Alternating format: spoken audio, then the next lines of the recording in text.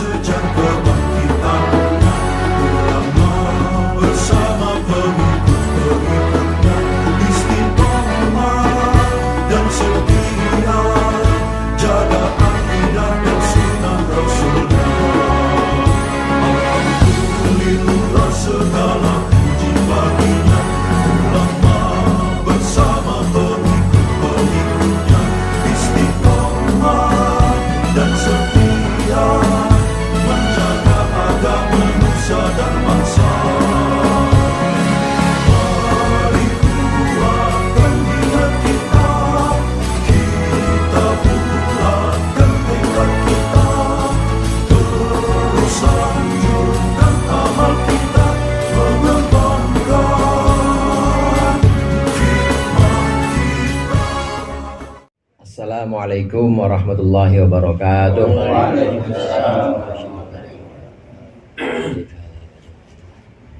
Al-Fatihah.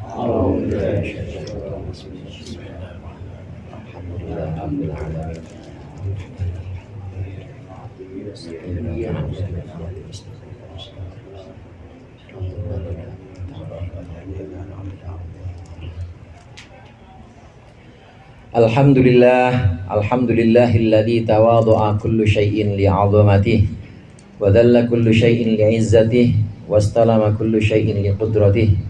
Wassalatu wassalamu ala sayyidina Muhammadin alladzi azala bayanuhu kulla ibham wa ala alihi wa ashabihi salatu wa salaman daimaini ma damatil ayyam. Amma ba'du.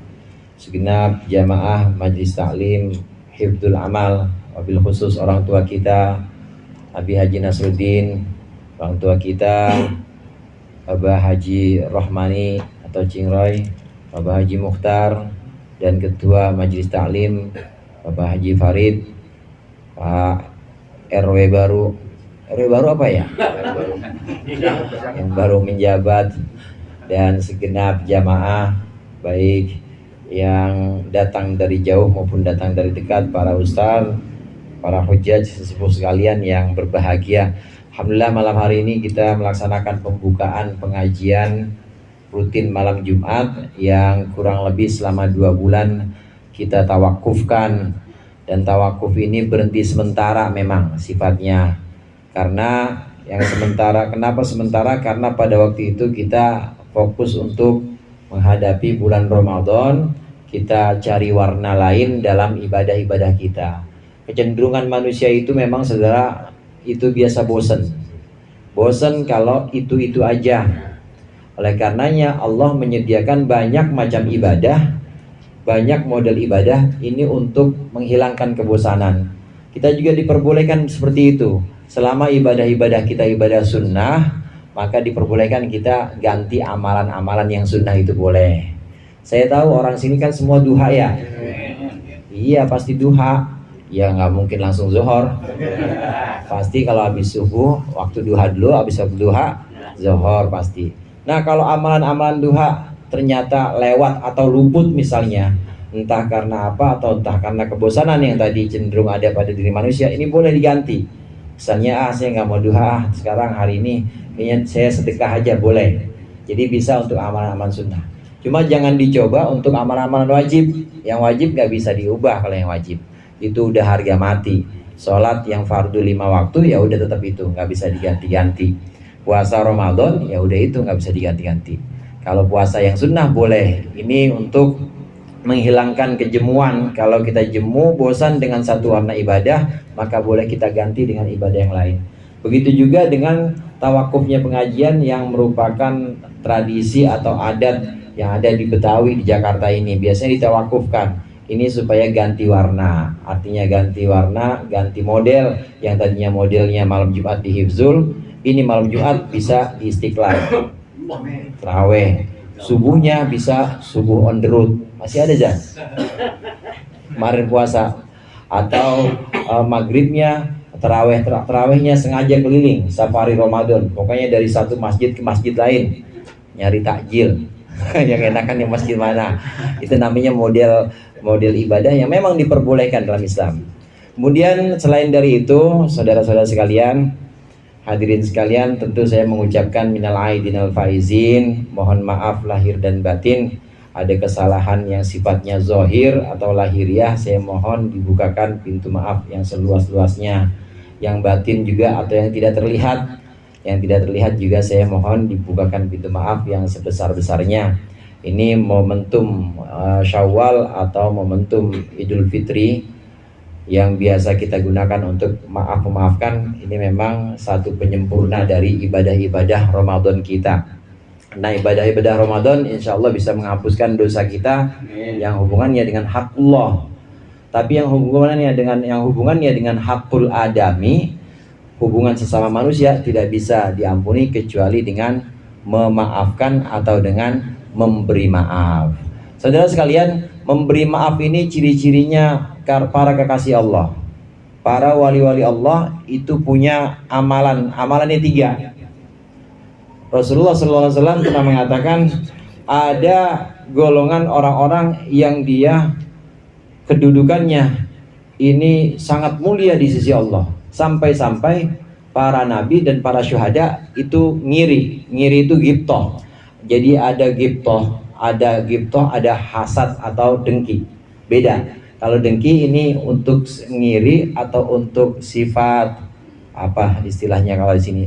Bukan sirik aja lu bang. Sirik, ngiri. Ya ngiri ini untuk sesuatu yang sifatnya itu buruk. Ngiri kalau orang dapat bedolan, kemilahan, gue kagak diajak-ajak, misalnya gitu. Ngiri kalau orang dapat mobil baru, itu namanya hasad atau dengki, hasud. Tapi ada ghibthah itu satu keinginan agar dia mendapatkan karunia yang sifatnya ini bukan karunia dunia, bukan yang sifatnya duniawi tapi ukhrawi. Kita ngiri sama orang yang bisa istiqomah ngaji, boleh.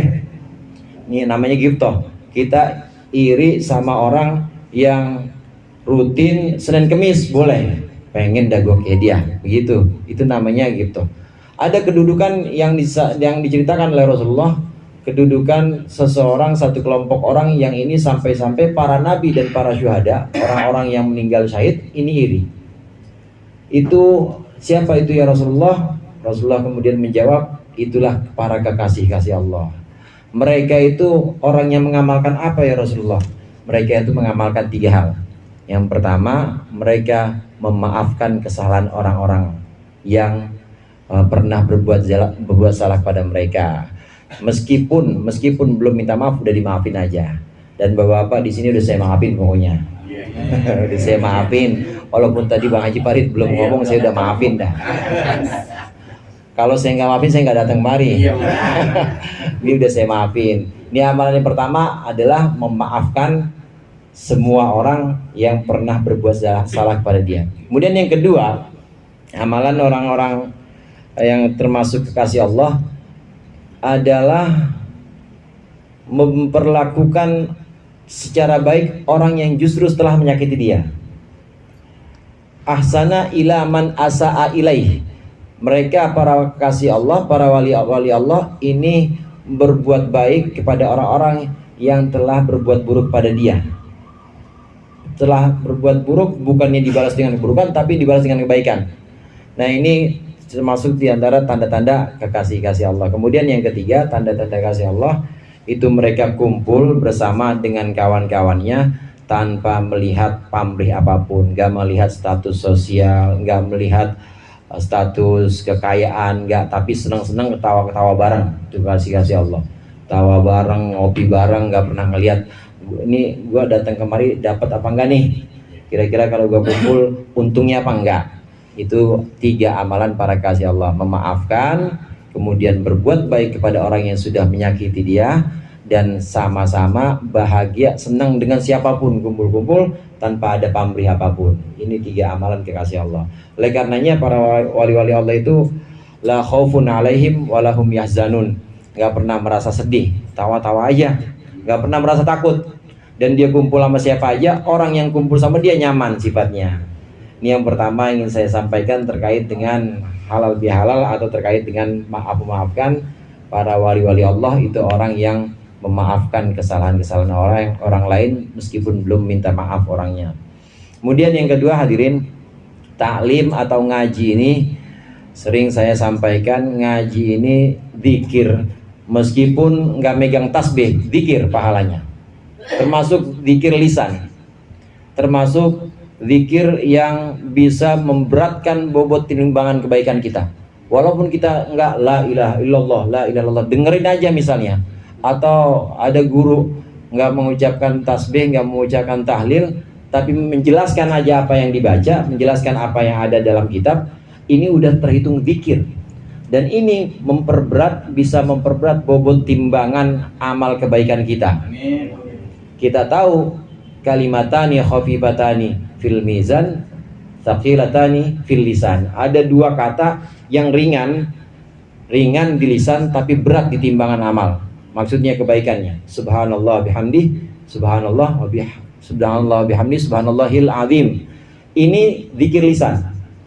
Segitu beratnya, segitu banyaknya kebaikan dari kata subhanallah bihamdi, subhanallahil azim. Apalagi yang ngaji itu termasuk zikir lisan. Kalau mau ditambahin lagi dengan kemantepan, maka bisa naik grade-nya atau naik derajatnya ngaji ini menjadi zikir hati.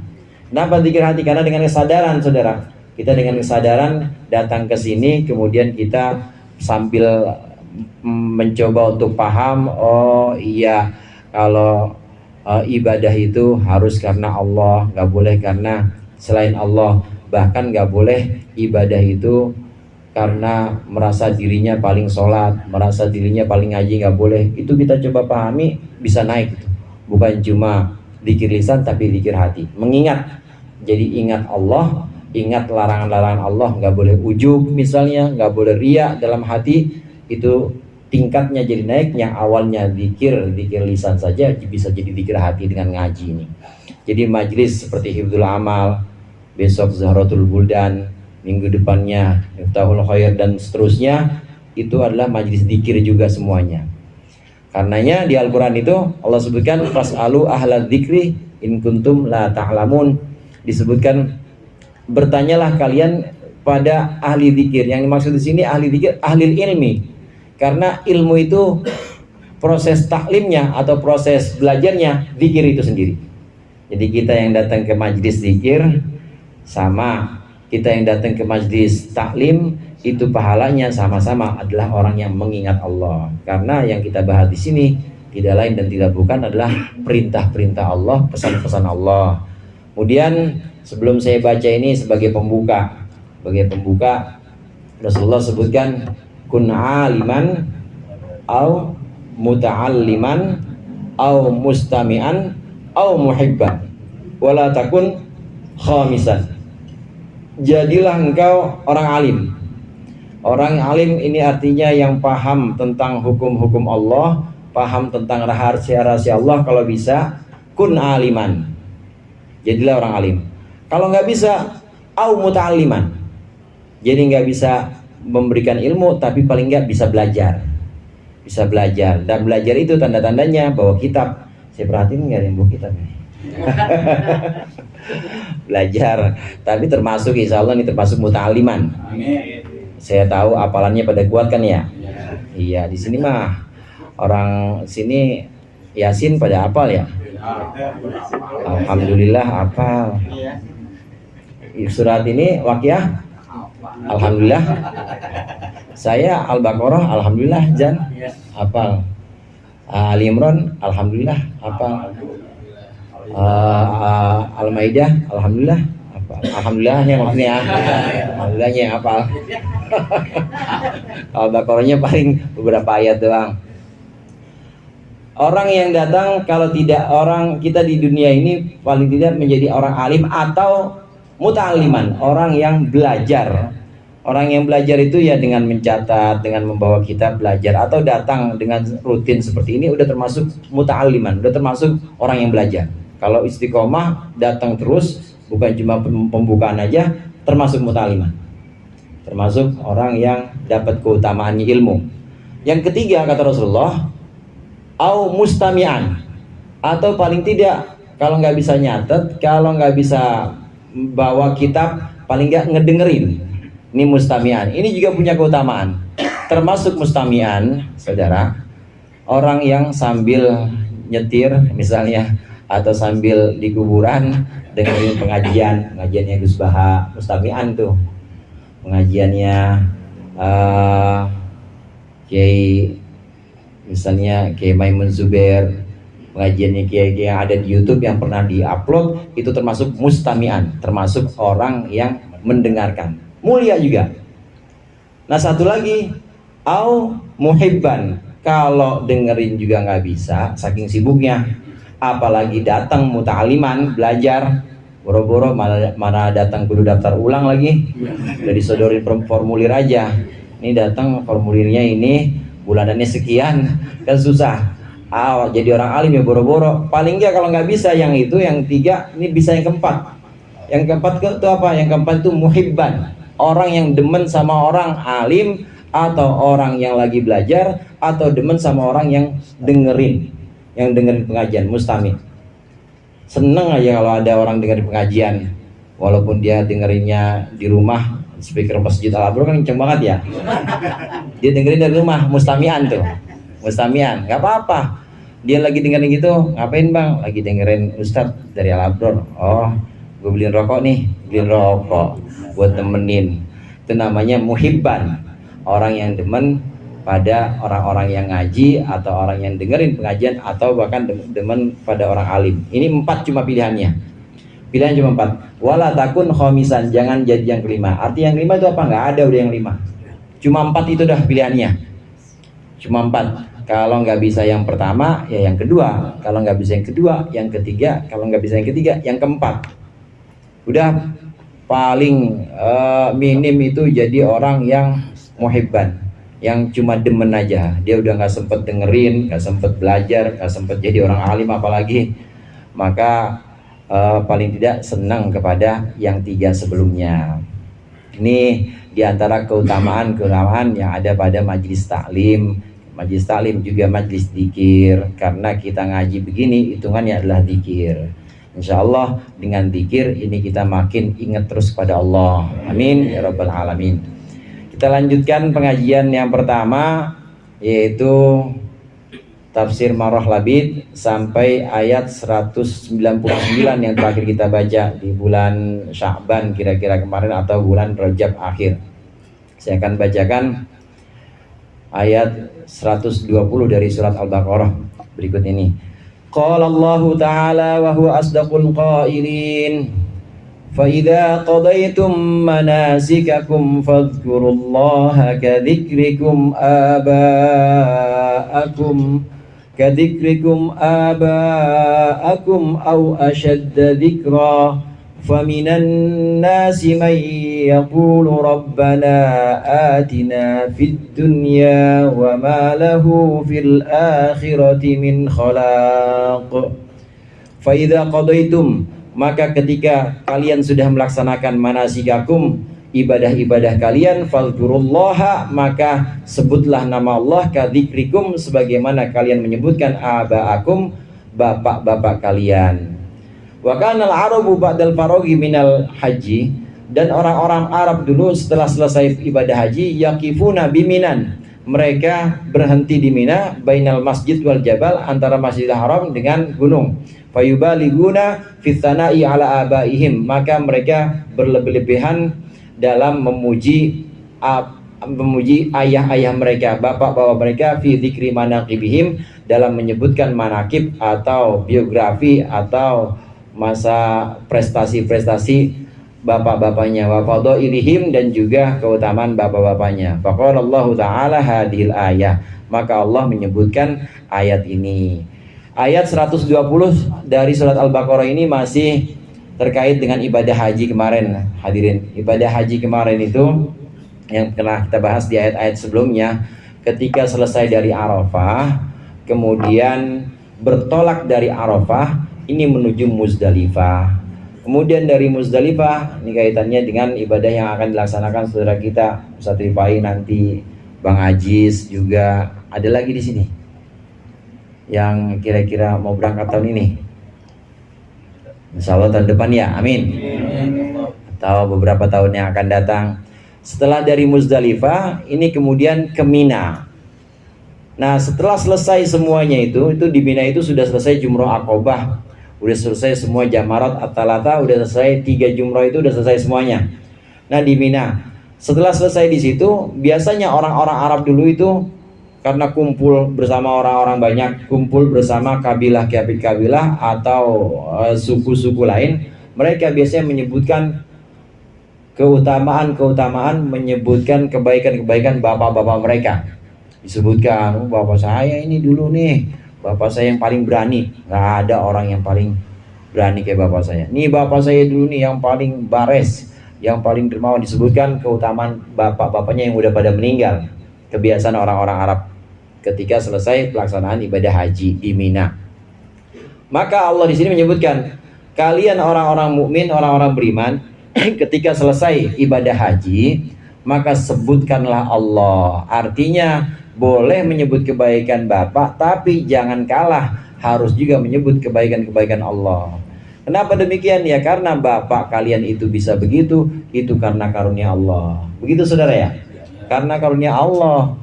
Bapak kita bisa hebat, bapak kita bisa banyak keutamaan dan kehebatannya itu Allah yang memberikan. Oleh karenanya jangan lupa menyebut Allah ini harus lebih dahulukan dibanding menyebut-nyebut bapak atau leluhur-leluhurnya. Fal makna fa idza faragtum min ibadatikum al-muta'alliqah bil haji, maksudnya ketika kalian telah selesai dari ibadah kalian yang terkait dengan haji, ka'an ramaitum jamratal aqabah, kalian sudah melempar jumrah aqabah, wa tuftum wastaqrartum bimina, kalian sudah tawaf ifadah, dan juga kalian sudah menetap di Mina, fabdalu juhdakum fit tsana'i, maka korbankanlah kesungguhan kalian, kerahkanlah kesungguhan kalian dalam memuji Allahi kepada Allah, wa dzikri na'maihi, dan menyebutkan nikmat Allah, kama badaltum judakum, sebagaimana kalian mengerahkan kesungguhan kalian fit tsana'i ala abaikum fil jahiliyah, dalam memuji bapak kalian di masa jahiliyah. Kebiasaan yang jahiliyah dulu ini diganti. Kalau dulu sering-sering menyebut nama bapak atau leluhurnya yang yang hebat, yang paling berani, yang paling segala macam disebutkan, jangan lupa menyebutkan kebaikan-kebaikan Allah, karena Allah yang maha memberi semua keutamaan-keutamaan itu. Dan kita, bapak kita itu juga nggak bakal bisa seperti itu kalau tidak Allah yang memberikan. Ini setelah selesai ibadah haji. Kemudian ada manasik, saudara. Di sini manasik, nusuk. Manasik itu zamannya mansak. Kadang-kadang disebut sebagai nusuk. Inna sholati wa nusuki. Sholatku, nusuk itu ibadahku. Ada sebagian ulama yang menyebutkan manasik ini adalah ibadah-ibadah yang dilakukan pada waktu tertentu, pada waktu khusus, dan juga di tempat khusus. Seperti tawaf, manasik. Kemudian seperti sa'i, manasik. Kenapa demikian? Karena dia waktunya khusus. Waktunya ya di bulan haji, waktunya ya mulai dari sekitar Dzulhijjah tanggal 9, 10, 8, 9, 10 sampai tanggal 13 tasyrik. Itu pelaksanaannya, waktunya khusus, tempatnya juga khusus. Sa'i, lari, mondar-mandir, itu khusus, nggak bisa larinya diganti dari gansi mestik, nggak bisa, harus di tempat itu. Nah kalau sholat kan enggak, sholat di mana aja boleh sholat di Asirat, boleh sholat di Al-Abror, boleh sholat di kamar, boleh nggak? Boleh, asal di tempat-tempat yang memang tidak kotor atau tempat-tempat yang tidak hina, boleh. Nah sholat itu bukan manasik. Begitu juga puasa itu bukan manasik. Manasik ini adalah ibadah-ibadah yang dilakukan di tempat khusus dan di waktu yang khusus, maka sebutannya manasik, walaupun kadang-kala diartikan sebagai ibadah. Di doa iftitah itu, inna sholati wa nusuki, sesungguhnya sholatku dan ibadah-ibadahku, ini maksudnya adalah ibadah-ibadah tertentu yang waktunya khusus, tempatnya khusus. Ini manasik disebutkan kaitannya dengan haji karena memang ibadah-ibadah haji itu adalah ibadah yang tempatnya khusus di sana. Gak bisa kita tawaf kelilingin Ka'bahnya yang ada di atas Blok M Square. Pernah mau di sana? Ada Ka'bah kan ya? Nggak bisa, harus di sana emang tempat khusus. Bang Uter pernah Blok M Square? Ada tuh paling atas tuh, ada Ka'bahnya. Atau di pondok gede ya, yang biasa anak-anak TK tuh. Nggak bisa, manasik itu harus di sana di tempat khusus. Ketika telah selesai semua melaksanakan ibadah haji, maka sebutkanlah Allah, maksudnya sebutkanlah nikmat-nikmat Allah yang sudah kita terima. Badan sehat, bisa selesai haji, dikasih ongkos oleh Allah, nabung sedikit-sedikit, nunggu beberapa tahun, akhirnya berangkat juga. Sebutkan alhamdulillah. Kalau bisanya alhamdulillah, alhamdulillah aja, alhamdulillah, alhamdulillah. Atau kalau bisanya yang mendorong kita itu istighfar, mohon ampun aja, astagfirullahaladzim, astagfirullahaladzim, astagfirullahaladzim. Ya dia ingat masa lalu, ingat masa lalunya, astagfirullahaladzim, astagfirullahaladzim. Zikir mengingat Allah dengan berbagai macam lafaz atau berbagai macam sigot dari zikir ini diperbanyak ketika selesai. Alhamdulillah, atau dengan takbir Allahu Akbar, atau gabungin semuanya, subhanallah, alhamdulillah, wala ilaha illallah, Allahu Akbar. Ini demi mengingat Allah, bukan hanya mengingat leluhur-leluhur, bukan hanya mengingat bapak-bapak kalian. Karena kebiasaan orang jahiliyah dulu, kebiasaan orang-orang Arab dulu itu ketika selesai haji, ini yang disebutkan adalah kehebatan-kehebatan bapak. Ini bapak saya nih, ini kakek saya nih, disebutkan. Au asyadda dzikra, atau lebih dahsyat lagi penyebutannya. Maksudnya bahkan untuk Allah itu lebih mantap lagi penyebutannya. Aibal aktsara dzikron min dzikri abaikum, maksudnya lebih banyak penyebutannya dibanding menyebutkan bapak kalian. Lianna sifatil kamali lillahi ta'ala ghairu mutanahiyatin, karena sesungguhnya sifat sempurna bagi Allah itu tidak terbatas. Tidak terbatas. Kalau kita punya bapak atau engkong, leluhur kita ini utama, punya banyak keutamaan, ya, yang hebat lah, yang nggak mempan nggak mempan dibacok, nggak mempan ditembak lah. Ini semua ya boleh-boleh saja disebut, tapi ingat bahwa semuanya itu kesempurnaan atau kehebatan itu Allah yang beri, dan pasti terbatas. Terbatas, mati kan? Kalau kita mati juga akhirnya. Kalau hebat ya Boyo jangan mati. Kalau emang hebat, kalau emang benar-benar sempurna, benar-benar sakti, ya jangan sampai mati. Nah, itu kesempurnaannya tetap terbatas. Kesempurnaan yang ada pada selain Allah terbatas, pasti ada batasnya. Nggak mungkin tanpa batas, pasti ada terbatasnya. Namanya makhluk itu pasti akan mengalami kebinasaan atau akhirnya, pasti ada batas akhirnya, yang namanya ajal tetap. Dan yang namanya manusia itu pasti ada ini celaknya, pasti ada celaknya, kecuali para nabi ya. Sebagian para nabi itu para nabi seluruhnya para nabi itu, mohon maaf, air yang keluar dari badannya itu semuanya suci ya, termasuk pipisnya, termasuk itu, jadi nggak bau itu para nabi. Karenanya di Ana itu disebutin ada ibadah yang diajarkan oleh para nabi, tapi nabi sendiri nggak pernah ngelakuin itu. Apa itu? Cebok. Karena nggak pernah cebok. Kenapa? Nggak najis. Nggak najis. Semua yang keluar dari tubuh para nabi itu nggak najis. Apalagi Nabi Muhammad SAW.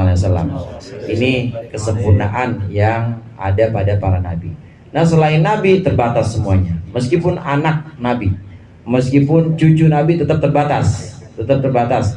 Kesempurnaan yang tidak terbatas itu kesempurnaan Allah. Karena Allah tidak terbatas kesempurnaannya, maka mengingat Allah ini harus lebih mantap lagi. Menyebutkan Allah ini harus lebih mantap lagi dibanding menyebutkan keutamaan-keutamaan manusia. Kita harus yakin dengan kemantapan kita.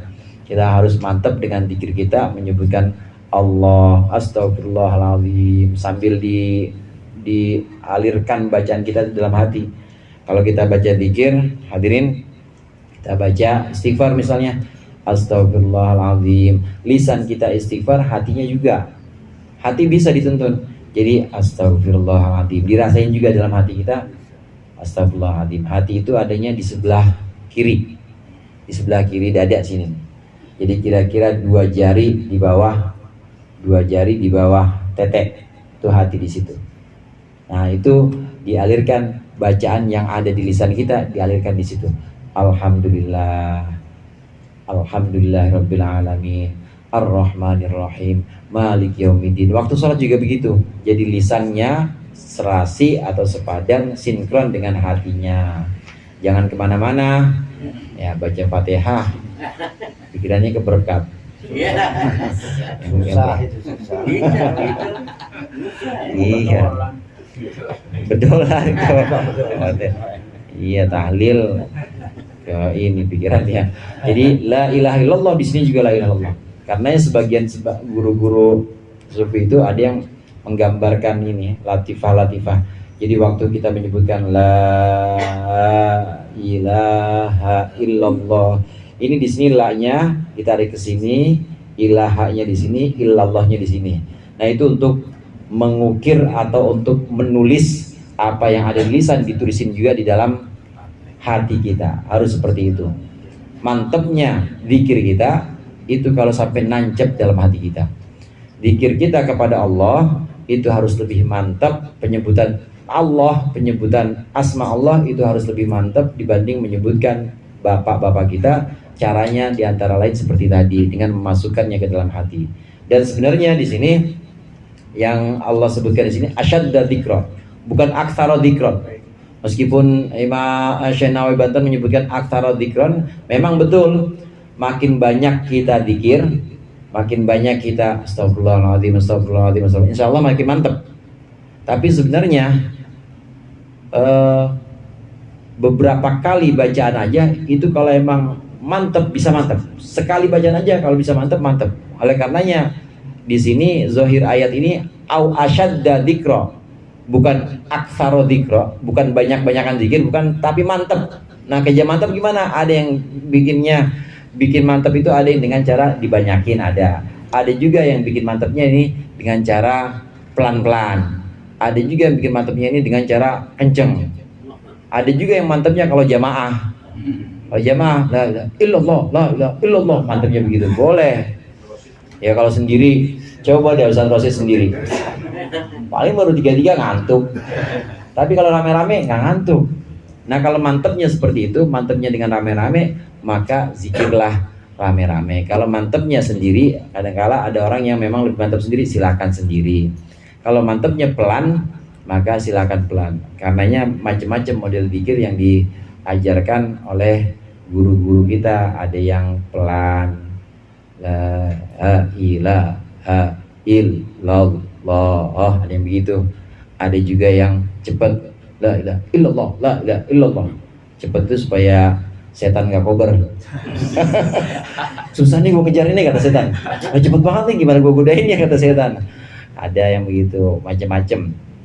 Tergantung kemantepannya. Nah, kemantepannya di sini asyad dan dzikron, yang penting itu lebih mantap itu bagaimana masing-masing. Nah, di antara zikir, saudara, di antara zikir itu doa. Doa itu termasuk zikir karena dalam doa itu kita ingat Allah.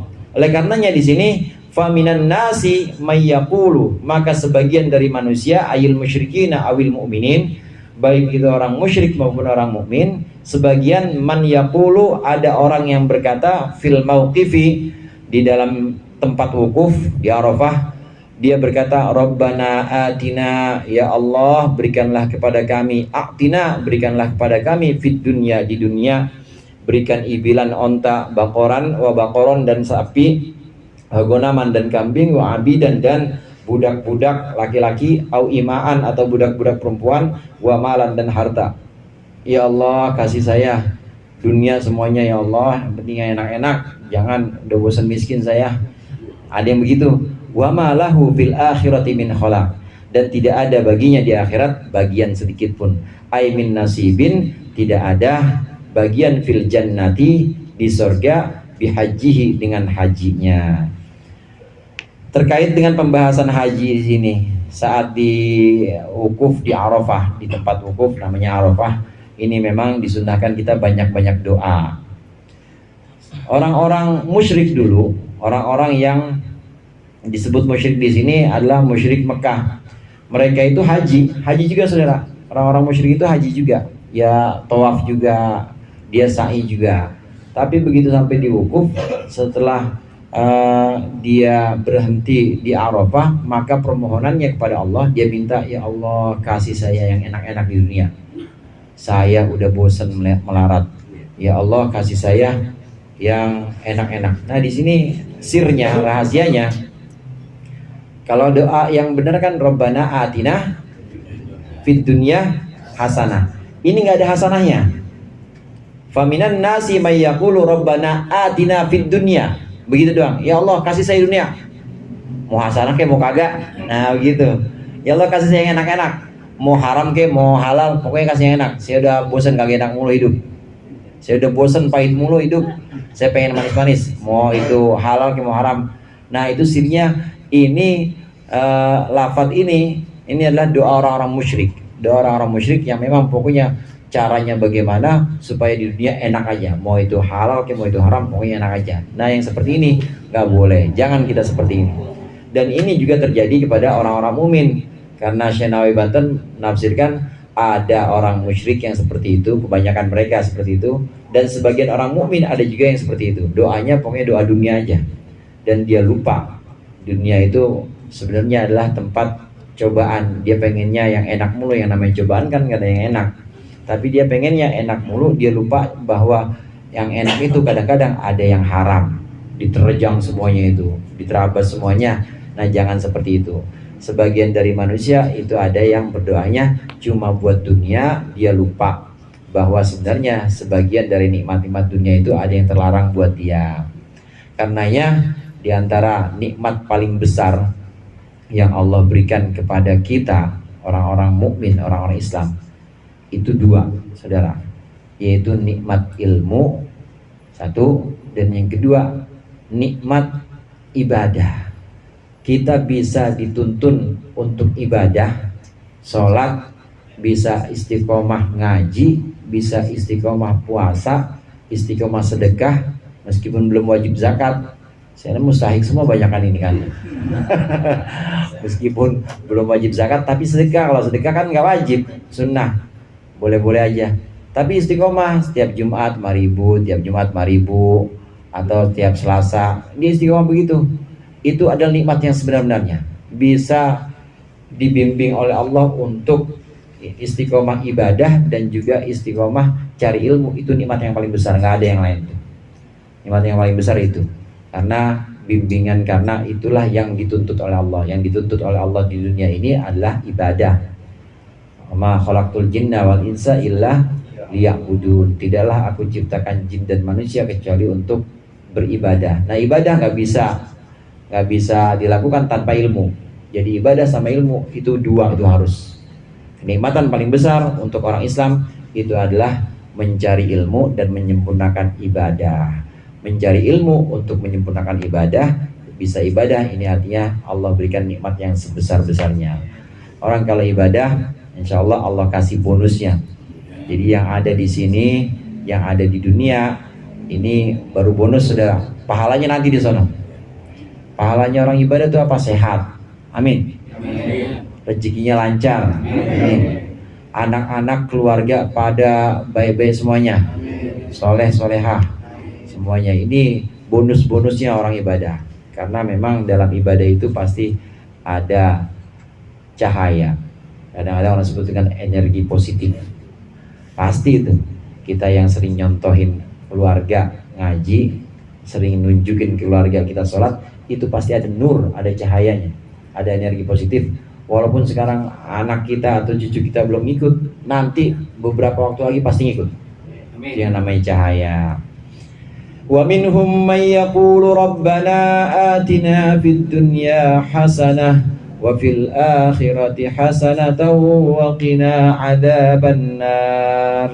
Wa minhum may yaqulu rabbana atina wallahu a'lam bissawab.